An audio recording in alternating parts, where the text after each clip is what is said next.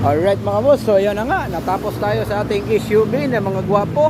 Ito naman yung ating isusunod na Nissan Navara mga bossing, automatic transmission na 2022 model mga bossing, BA variant na po-start to mga boss. So ayan, napaka-pogi po. Ikutan lang natin ng kanyang bagay, yung kanyang exterior. So ayan, naka LED light pa yan mga bossing, at napaka-gwapo ng kanyang mags.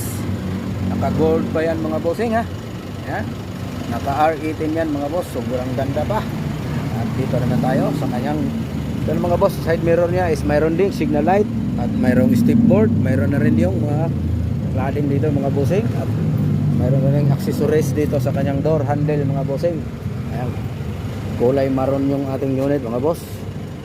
So dito tayo, medyo masikip-sikip lang at hindi kasama yung Mercedes-Benz na yan sa gilid. Alright bossing, ito naman yung kanyang likuran banda,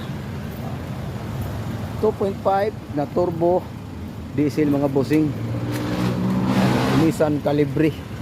So ayan mga bossing, kompleto sa accessories yung ating unit mga boss. Dito naman tayo sa kanyang interior mga bossing. Alright, wow, so automatic na rin yung kanyang side mirror. Meron na siyang pag gusto mong i-close. So ayan it's dipindot na lang yan mga bossing.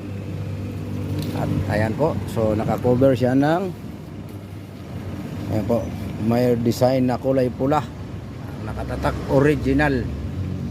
Ayan, may kurokutok na kasamang design niya mga bossing, at yan kayang sa likuran. So 5-seater mga bossing na automatic transmission, Nissan Calibri Navara mga bossing. Ang original mileage dito is 48,627 mga boss.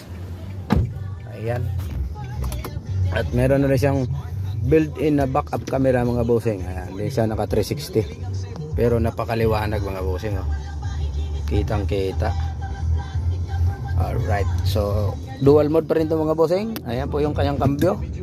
Ayan, pwede mong paluin dito at manual na yung magagamit mo. Ayan, lalabas yan doon manual. Pag nilagay mo drive. So ayan mga bossing so napakadali lang. At sa may gusto mga boss, baka gusto nyo to. So price naman nito mga bossing is 980. Negotiable mga bossing kasama na po yung transfer at saka rehistro mga boss. Package na po yan mga bossing. At sa iba namang gustong magpinancing, ayan mga bossing, pwede kayo dito sa financing, 30% down payment financing.